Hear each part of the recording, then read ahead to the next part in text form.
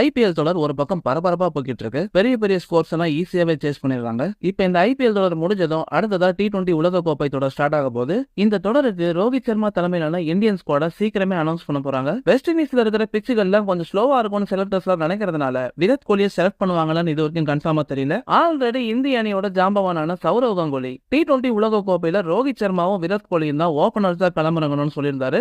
இப்ப இது குறித்து இந்திய அணியோட ஜாம்பவானான ஹர்பஜன் சிங் என்ன சொல்லியிருக்காருன்னா, இந்தியாவுக்கு இந்த T20 உலக கோப்பையில ஜெய்ஸ்வாலும் ரோஹித் சர்மாவும் தான் ஓபனர்ஸா களமிறங்கணும். விராட் கோலி ஒன் டவுன்ல களமிறங்கிக்கலாம். ஏன்னா நான் டாப் ஆர்டர்ல லெஃப்ட் அண்ட் ரைட் காம்பினேஷன்ல பார்க்க தான் விரும்புறேன். சோ முதல் 6-7 ஓவர்கள்ல தேவைப்பட்டா சிவம் துபே போன்றவர்களை 3வது இடத்துல களமிறக்கலாம். விராட் கோலி வேணும்னா 4வது இடத்துல வந்து விளையாடலாம். இந்த இடத்துல நம்ம சூழ்நிலைக்கு ஏத்த மாதிரி தான் குதிரைகளை பயன்படுத்தணும். அதுல எந்த அவமரியாதையுமே இல்ல.